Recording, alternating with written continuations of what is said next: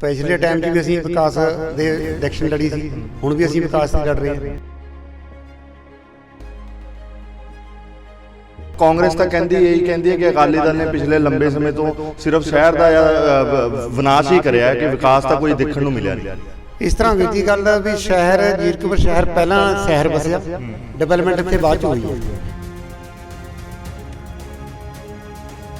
ਜਿੰਨਾ ਵੀ ਸੁਧਾਰ ਹੋਇਆ ਉਹ ਸਾਡੇ ਟਾਈਮ 'ਚ ਹੋਇਆ, ਅਸੀਂ ਉਹ ਕਰਿਆ ਕਿ ਜੋ ਸ਼ਹਿਰ ਅੱਜ ਵਸਿਆ ਗਿਆ ਇਹ ਅਕਾਲੀ ਦਲ ਦੇ ਦੇਣ ਕਰਕੇ ਵਸਿਆ ਹੋਇਆ।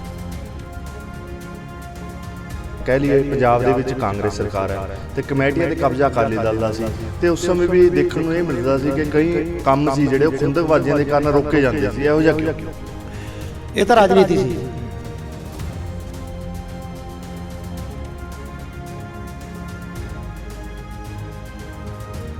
ਲੋਕਾਂ ਦੇ ਟੈਕਸ ਦਾ ਪੈਸਾ ਤੇ ਫਿਰ ਕੰਮ ਰੋਕ ਦਿੱਤੇ ਜਾਂਦੇ ਨੇ, ਪਰ ਜਦੋਂ ਕੋਈ ਕੰਮ ਕੀਤਾ ਜਾਂਦਾ ਹੈ ਤੇ ਹਰੇਕ ਲੀਡਰ ਆ ਕੇ ਉੱਥੇ ਫਿੱਤਾ ਕੱਢ ਦਿੰਦਾ ਤੇ ਉਹ ਕਹਿੰਦਾ ਇਹ ਕੰਮ ਅਸੀਂ ਕਰਵਾ ਰਹੇ ਹਾਂ। ਕੀ ਉਹ ਲੀਡਰ ਆਪਣੇ ਘਰੋਂ ਪੈਸਾ ਲਾਉਂਦੇ ਆ ਜਾਂ ਫਿਰ ਲੋਕਾਂ ਦੇ ਟੈਕਸ ਦਾ ਉਹ ਪੈਸਾ ਹੁੰਦਾ?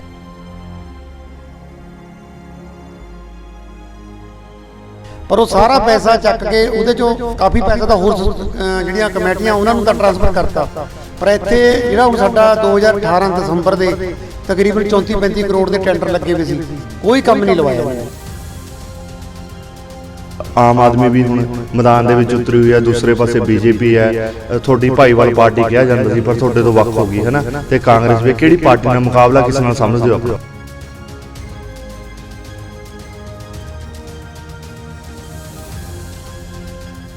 ਤਕਰੀਬਨ ਜਿਹੜੇ ਹੁਣ ਵਾਰਡ 'ਚ ਮੈਂ ਇਲੈਕਸ਼ਨ ਲੜ ਰਿਹਾ, ਇਹ ਲੋਕ ਮੇਰੇ ਪੁਰਾਣੇ ਵਾਰਡ ਦੇ ਕੰਮਾਂ ਨੂੰ ਤਕਰੀਬਨ ਜਾਣਦੇ ਨੇ।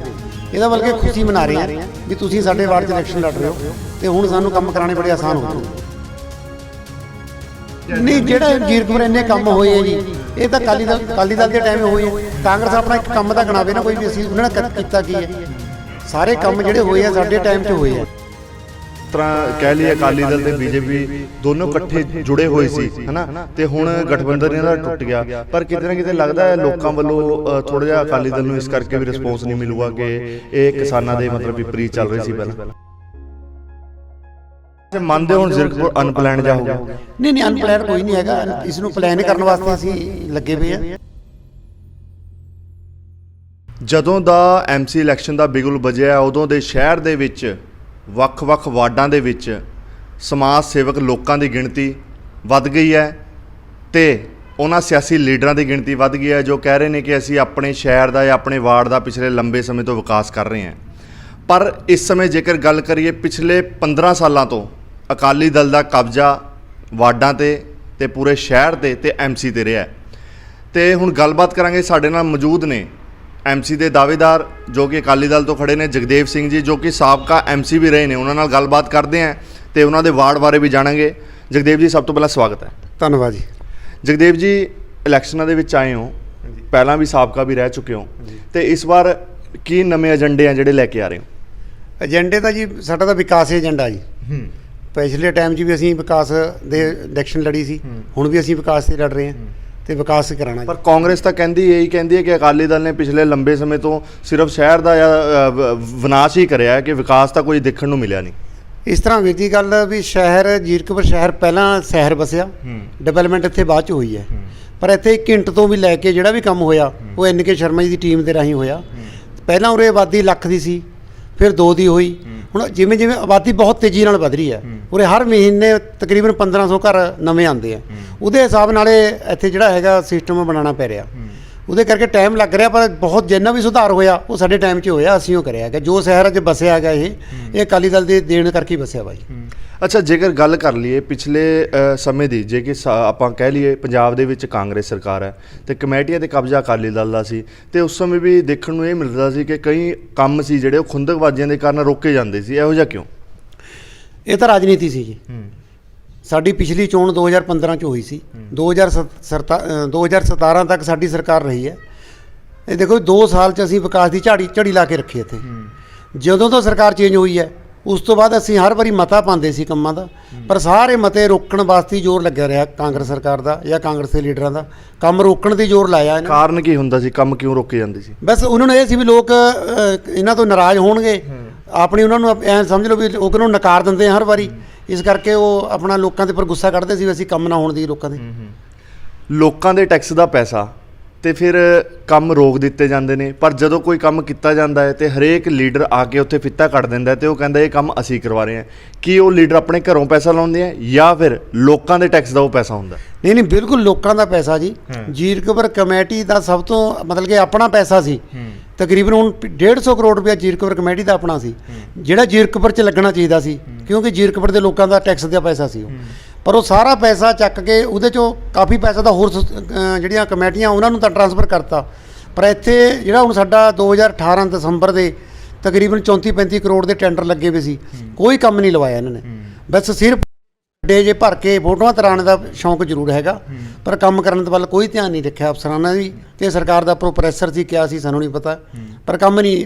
ਜਦੋਂ ਦੀ ਸਰਕਾਰ ਆਈ ਹੈ ਉਦੋਂ ਤਾਂ ਕੰਮ ਬਿਲਕੁਲ ਰੁਕੇ ਪਏ ਆ ਜੀ। ਅੱਛਾ, ਜੇਕਰ ਗੱਲ ਕਰ ਲਈਏ ਮੌਜੂਦਾ ਆਮ ਆਦਮੀ ਵੀ ਹੁਣ ਮੈਦਾਨ ਦੇ ਵਿੱਚ ਉਤਰੀ ਹੋਈ ਹੈ, ਦੂਸਰੇ ਪਾਸੇ ਬੀਜੇਪੀ ਹੈ, ਤੁਹਾਡੀ ਭਾਈਵਾਲ ਪਾਰਟੀ ਕਿਹਾ ਜਾਂਦਾ ਸੀ ਪਰ ਤੁਹਾਡੇ ਤੋਂ ਵੱਖ ਹੋ ਗਈ ਹੈ ਨਾ, ਤੇ ਕਾਂਗਰਸ ਵੀ। ਕਿਹੜੀ ਪਾਰਟੀ ਨਾਲ ਮੁਕਾਬਲਾ ਕਿਸ ਨਾਲ ਸਮਝਦੇ ਹੋ ਆਪਣਾ? ਸਾਡਾ ਮੁਕਾਬਲਾ ਕਿਸੇ ਨਾਲ ਨਹੀਂ ਹੈਗਾ ਜੀ। ਜੀਰਕਪੁਰ ਦੇ ਲੋਕ ਨਾ ਵਿਕਾਸ ਨੂੰ ਵੋਟ ਡਾਲਦੇ ਆ। ਉਰੇ ਜੀਰਕਪੁਰ 'ਚ ਸ਼ੁਰੂ ਤੋਂ ਹੀ NK ਸ਼ਰਮਾ ਜੀ ਦੀ ਟੀਮ ਦਾ ਜਿੱਤਣ ਦਾ ਇਹੀ ਰੀਜ਼ਨ ਹੈ ਵੀ ਉਹਨਾਂ ਦੇ ਜਿਹੜਾ ਏਜੰਡਾ ਹੈਗਾ ਵਿਕਾਸ ਹੈ, ਤੇ ਜਦੋਂ ਵੀ ਉਰੇ ਚੋਣ ਹੋਈ ਹੈ ਉਰੇ ਹਮੇਸ਼ਾ ਵਿਕਾਸ ਨੂੰ ਦੇਖ ਕੇ ਚੋਣ ਪਈ ਹੁੰਦੀ ਹੈ। ਤੇ ਪੋਲ ਵੋਟ ਦਾ ਤਕਰੀਬਨ 70 ਤੋਂ 80% ਵੋਟ ਜਿਹੜੀ ਹੈਗੀ NK ਸ਼ਰਮਾ ਜੀ ਦੀ ਟੀਮ ਨੂੰ ਪੈਂਦੀ ਰਹੀ ਹੈ, ਤੇ ਹੁਣ ਵੀ ਪਏਗੀ। ਵਾਰਡਬੰਦੀ ਨੂੰ ਲੈ ਕੇ ਵੀ ਨਾਰਾਜ਼ਗੀ ਜਤਾਈ ਗਈ ਸੀ ਅਕਾਲੀ ਦਲ ਵੱਲੋਂ, ਤੇ ਹੁਣ ਜਿਸ ਤਰ੍ਹਾਂ ਤੁਹਾਡਾ ਪਹਿਲਾ ਜਿਹੜਾ ਵਾਰਡ ਸੀ ਉਹ ਵਾਰਡ ਥੋੜਾ ਵਾਰਡ ਦੂਜੇ ਵਾਰਡ 'ਚ ਚਲਾ ਗਿਆ ਤੇ ਤੁਹਾਨੂੰ ਨਵਾਂ ਇੱਕ ਵਾਰਡ ਮਿਲ ਗਿਆ, ਕੁਝ ਲੋਕ ਨਵੇਂ ਵਾਰਡ ਦੇ ਮਿਲ ਗਏ। ਲੱਗਦਾ ਇਸ ਤੋਂ ਵੀ ਕੁਝ ਸਮੱਸਿਆ ਰਹੂਗੀ, ਕਿਉਂਕਿ ਪਹਿਲਾਂ ਤੁਸੀਂ ਪੁਰਾਣੇ ਵਾਰਡ ਦੇ ਵਿੱਚ ਕੁਝ ਕੰਮ ਕੀਤੇ ਹੋਣੇ, ਹੁਣ ਨਵੇਂ ਲੋਕਾਂ ਨੂੰ ਮਿਲ ਰਹੇ ਹੋ ਤੇ ਨਵੇਂ ਲੋਕਾਂ ਨੂੰ ਭਰੋਸਾ ਜਤਾ ਰਹੇ ਹੋ ਕਿ ਮੈਂ ਤੁਹਾਡੇ ਦੁੱਖ ਤਕਲੀਫ ਦੇ ਵਿੱਚ ਤੁਹਾਡੇ ਨਾਲ ਖੜੂੰਗਾ। ਨਹੀਂ ਜੀ, ਇਹ ਤਾਂ ਇਸ ਤਰ੍ਹਾਂ ਸੀ, ਮੇਰਾ ਜਿਹੜਾ ਪੁਰਾਣਾ ਵਾਰਡ ਵੀ ਹੈ ਉਹ ਨੇੜੇ ਹੀ ਸੀ। ਤਕਰੀਬਨ ਜਿਹੜੇ ਹੁਣ ਵਾਰਡ 'ਚ ਮੈਂ ਇਲੈਕਸ਼ਨ ਲੜ ਰਿਹਾ, ਇਹ ਲੋਕ ਮੇਰੇ ਪੁਰਾਣੇ ਵਾਰਡ ਦੇ ਕੰਮਾਂ ਨੂੰ ਤਕਰੀਬਨ ਜਾਣਦੇ ਆ। ਇਹਦਾ ਬਲਕਿ ਖੁਸ਼ੀ ਮਨਾ ਰਹੇ ਆ ਵੀ ਤੁਸੀਂ ਸਾਡੇ ਵਾਰਡ 'ਚ ਇਲੈਕਸ਼ਨ ਲੜ ਰਹੇ ਹੋ ਤੇ ਹੁਣ ਸਾਨੂੰ ਕੰਮ ਕਰਾਉਣੇ ਬੜੇ ਆਸਾਨ ਹੋ ਜਾਣਗੇ। ਕਾਂਗਰਸ ਕਹਿੰਦੀ ਹੋਈ ਬਾਰ-ਬਾਰ ਇਹ ਨਜ਼ਰ ਆ ਰਹੀ ਹੈ ਕਿ ਅਕਾਲੀ ਦਲ ਦੇ ਜਿਹੜੇ MC ਖੜੇ ਨੇ ਉਹਨਾਂ ਨੇ ਸ਼ਹਿਰ ਦਾ ਵਿਕਾਸ ਨਹੀਂ ਕੀਤਾ, ਸਿਰਫ ਆਪਣਾ ਵਿਕਾਸ ਕੀਤਾ। ਤੇ ਕਿੰਨਾ ਕੁ ਨਹੀਂ, ਜਿਹੜਾ ਜੀਰਕਪੁਰ ਇੰਨੇ ਕੰਮ ਹੋਏ ਆ ਜੀ, ਇਹ ਤਾਂ ਅਕਾਲੀ ਦਲ ਦੇ ਟਾਈਮੇ ਹੋਏ ਆ। ਕਾਂਗਰਸ ਆਪਣਾ ਇੱਕ ਕੰਮ ਤਾਂ ਗਣਾਵੇ ਨਾ ਕੋਈ ਵੀ, ਅਸੀਂ ਉਹਨਾਂ ਨੇ ਕੀਤਾ ਕੀ ਹੈ। ਸਾਰੇ ਕੰਮ ਜਿਹੜੇ ਹੋਏ ਆ ਸਾਡੇ ਟਾਈਮ 'ਚ ਹੋਏ ਆ। ਜਦੋਂ ਤੋਂ ਸਰਕਾਰ ਚੇਂਜ ਹੋਈ ਆ ਉਦੋਂ ਤੋਂ ਬ੍ਰੇਕਾਂ ਲੱਗੀ ਪਈਆਂ ਜੀਰਕਪੁਰ ਦੇ ਕੰਮ। ਕਾਂਗਰਸ ਕਹਿੰਦੀ ਹੈ ਕਿ ਸਿਹਤ ਬੜੀ ਜ਼ਰੂਰੀ ਹੈ, ਇਸ ਕਰਕੇ ਇੱਕ ਸਿਹਤ ਸੈਂਟਰ ਜਿਹੜਾ ਵੱਡਾ ਕੀਤਾ ਗਿਆ ਹੈ। ਤੁਸੀਂ ਦੇਖ ਸਕਦੇ ਹੋ ਢਕੋਲੀ ਦੇ ਵਿੱਚ ਵੀ ਬੀਤੇ ਦਿਨ ਜਿਹੜੇ ਇਹਨਾਂ ਦੇ ਮੰਤਰੀ ਸਾਹਿਬਾਨ ਵੀ ਉਰੇ ਆ ਕੇ ਗਏ ਸੀ, ਤਾਂ ਲੱਗਦਾ ਹੈ ਕਿ ਇਹ ਚੀਜ਼ਾਂ ਅਕਾਲੀ ਦਲ ਦੇ ਸਮੇਂ ਵੀ ਹੋ ਸਕਦੀਆਂ ਸੀ। ਨਹੀਂ, ਬਿਲਕੁਲ ਅਕਾਲੀ ਦਲ ਦੇ ਸਮੇਂ ਹੋਈਆਂ ਸੀ। ਜਿਹੜਾ ਹੁਣ ਮੰਤਰੀ ਸਾਹਿਬ ਕਰਕੇ ਗਏ ਆ ਉਹਦੇ ਵਾਸਤੇ ਇੱਕ ਤਾਂ ਐਮਰਜੈਂਸੀ ਸੇਵਾਵਾਂ ਚਾਹੀਦੀਆਂ ਜਿਹੜੀਆਂ ਹੈ ਨਹੀਂ। ਉੱਥੇ ਕੋਈ ਐਂਬੂਲੈਂਸ ਨਹੀਂ, ਇੱਕ ਐਂਬੂਲੈਂਸ ਹੈ ਉਹ ਵੀ ਸ਼ਰਮਾ ਜੀ ਨੇ ਦਿੱਤੀ ਵੀ ਹੈ। 100 ਬੈੱਡ ਚਾਹੀਦਾ ਸੀ, 100 ਬੈੱਡ ਹਸਪੀਟਲ ਚਾਹੀਦਾ ਜਿਹੜਾ ਜਿਸ ਤਰ੍ਹਾਂ ਤੋਂ ਕਰਕੇ ਗਏ ਆ, ਜਿਹੜਾ ਉਹ ਵੀ ਨਹੀਂ ਹੈਗਾ ਜੀ। ਸਿਰਫ ਇੱਕੋ ਨਾਮ ਦਾ ਇਲੈਕਸ਼ਨ ਦੇ ਟਾਈਮ ਇੱਕ ਸ਼ੋਸ਼ੇਬਾਜ਼ੀ ਕਰਕੇ ਗਏ ਆ, ਤੇ ਉੱਥੇ ਹਸਪੀਟਲ ਨੂੰ ਮਿਲਿਆ ਕੁਛ ਨਹੀਂ, ਜੋ ਪੁਰਾਣਾ ਸੀ ਉਹੀ ਅਸੀਂ। ਮਤਲਬ ਨਵਾਂ ਕੁਝ ਨਹੀਂ ਮਿਲਿਆ। ਨਵਾਂ ਕੁਛ ਨਹੀਂ ਮਿਲਿਆ ਹੈਗਾ, ਜੋ ਸ਼ਰਮਾ ਜੀ ਨੇ ਜੋ ਕੀਤਾ ਸੀ ਉਹੀ ਕੀਤਾ ਵਾ ਜੀ। ਕੀ ਲੱਗਦਾ ਹੈ ਫਿਰ ਵੋਟ ਦੀ ਰਾਜਨੀਤੀ ਕੀਤੀ ਜਾ ਰਹੀ ਹੈ? ਇਹ ਵੋਟ ਵਾਸਤੇ ਜੀ, ਬਿਲਕੁਲ ਵੀ ਜੀਰਕਪੁਰ ਹੁਣ ਇਲੈਕਸ਼ਨ ਦੀਆਂ ਹੈਗੀਆਂ, ਲੋਕਾਂ ਨੂੰ ਭਰਮਾਉਣ ਵਾਸਤੇ ਸੋਚ ਰਹੇ ਆ। ਪਰ ਲੋਕ ਬੜੇ ਸਿਆਣੇ ਆ ਜੀ, ਜੀਰਕਪੁਰ ਦੇ ਪੜ੍ਹੇ ਲਿਖੇ ਆ, ਉਹ ਸਾਰਾ ਕੁਝ ਸਮਝਦੇ ਆ ਵੀ ਜਿਹੜੇ ਕਿਹੜੇ ਲੋਕ ਉਰੇ ਕੰਮ ਕਰਨ ਵਾਲੇ ਆ ਤੇ ਕਿਹੜਾ ਸਿਰਫ ਕੰਮ ਰੋਕ ਕੇ ਰਾਜਨੀਤੀ ਕਰਨ ਵਾਲੇ ਆ। ਅੱਛਾ, ਕਿਸਾਨੀ ਮੁੱਦੇ ਨਾਲ ਜਿਸ ਤਰ੍ਹਾਂ ਕਹਿ ਲਈਏ ਅਕਾਲੀ ਦਲ ਤੇ BJP ਦੋਨੋਂ ਇਕੱਠੇ ਜੁੜੇ ਹੋਏ ਸੀ ਹੈ ਨਾ, ਤੇ ਹੁਣ ਗਠਬੰਧਨ ਇਹਨਾਂ ਦਾ ਟੁੱਟ ਗਿਆ, ਪਰ ਕਿਤੇ ਨਾ ਕਿਤੇ ਲੱਗਦਾ ਹੈ ਲੋਕਾਂ ਵੱਲੋਂ ਥੋੜ੍ਹਾ ਜਿਹਾ ਅਕਾਲੀ ਦਲ ਨੂੰ ਇਸ ਕਰਕੇ ਵੀ ਰਿਸਪੌਂਸ ਨਹੀਂ ਮਿਲੂਗਾ ਕਿ ਇਹ ਕਿਸਾਨਾਂ ਦੇ ਮਤਲਬ ਵਿਪਰੀਤ ਚੱਲ ਰਹੀ ਸੀ ਪਹਿਲਾਂ। ਨਹੀਂ, ਕਿਸਾਨਾਂ ਦੇ ਵਿਪਰੀਤ ਅਕਾਲੀ ਦਲ ਬਿਲਕੁਲ ਨਹੀਂ ਚੱਲਿਆ ਹੈਗਾ। ਠੀਕ ਹੈ, ਹਰਸਿਮਰਤ ਬੀਬਾ ਸਾਡੇ ਸਰਕਾਰ ਦੇ ਵਿੱਚ ਸੀ, ਪਰ ਜਦੋਂ ਉਹਨਾਂ ਨੂੰ ਦਿਖਿਆ ਹੈਗਾ ਉਹਨਾਂ ਨੇ ਪਹਿਲਾਂ ਅੰਦਰ ਰਹਿ ਕੇ ਉਹਨੂੰ ਕੋਸ਼ਿਸ਼ ਕੀਤੀ ਵੀ ਅਸੀਂ ਇਹਨਾਂ ਨੂੰ ਕਾਨੂੰਨਾਂ ਨੂੰ ਨਾ ਬਣਾਈਏ। ਜਦੋਂ ਉਹਨਾਂ ਨੇ ਦੇਖਿਆ ਵੀ ਇਹ ਬੇਬਸ ਹੋ ਗਿਆ ਤਾਂ ਅਸਤੀਫਾ ਦੇ ਕੇ ਬਾਹਰ ਆ ਗਏ।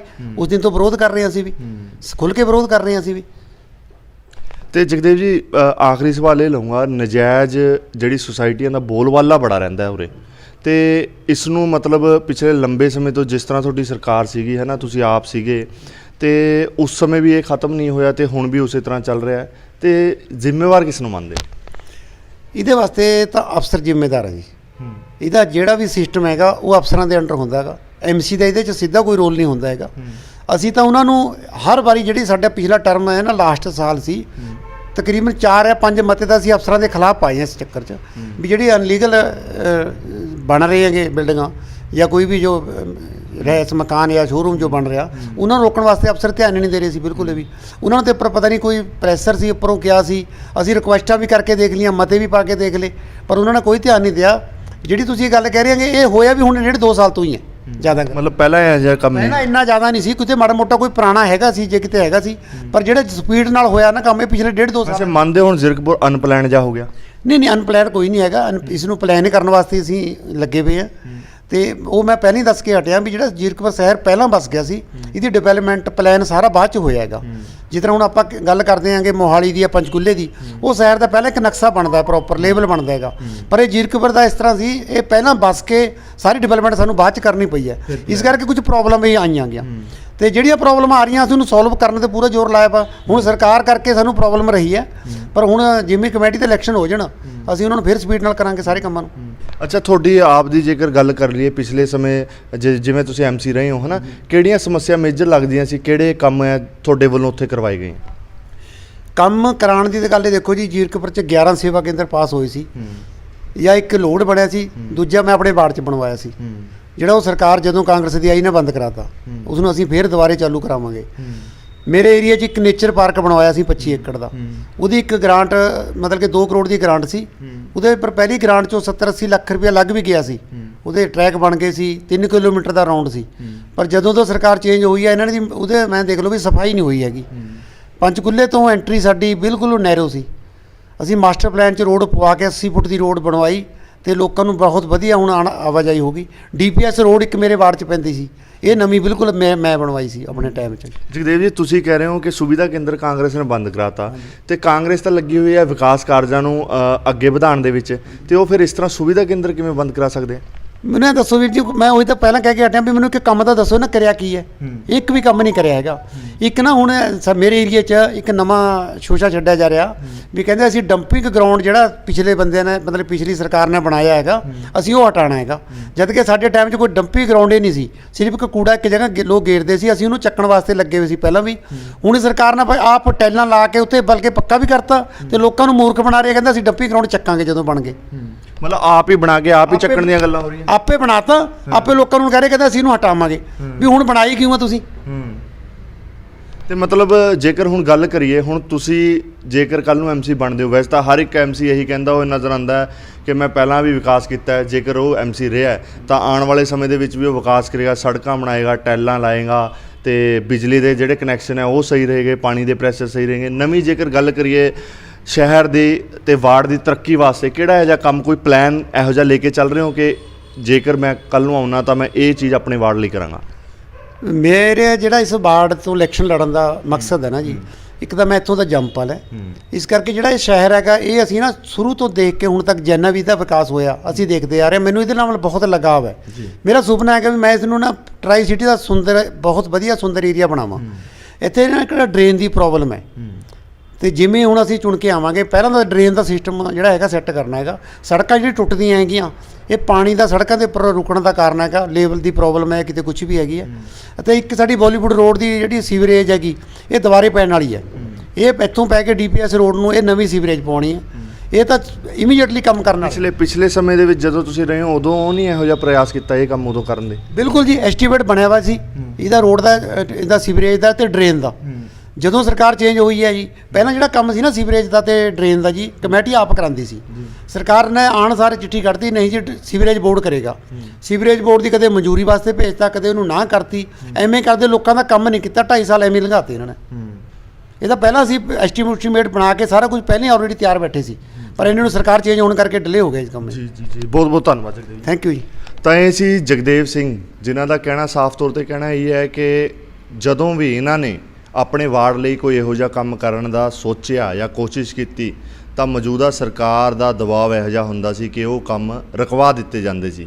ਸੋ ਹੁਣ ਤਾਂ ਸਮਾਂ ਹੀ ਦੱਸੇਗਾ ਕਿ ਲੋਕ ਕਿਸ ਨੂੰ ਵੋਟ ਪਾਉਂਦੇ ਆ ਤੇ ਕਿਸ ਨੂੰ ਦੁਬਾਰਾ ਵਾਰਡ ਦੇ ਵਿੱਚ ਜਿਤਾਉਂਦੇ ਆ, ਤੇ ਕਿਸ ਤੋਂ ਉਮੀਦ ਰੱਖਦੇ ਆ ਕਿ ਉਹ ਆਉਣ ਵਾਲੇ ਐਮਸੀ ਇਲੈਕਸ਼ਨਾਂ ਤੋਂ ਬਾਅਦ, ਐਮਸੀ ਬਣਨ ਤੋਂ ਬਾਅਦ ਉਹਨਾਂ ਦੇ ਸ਼ਹਿਰ ਦਾ, ਉਹਨਾਂ ਦੇ ਮੁਹੱਲਿਆਂ ਦਾ, ਉਹਨਾਂ ਦੀ ਗਲੀ ਦਾ ਵਿਕਾਸ ਕਰਦਾ ਹੈ।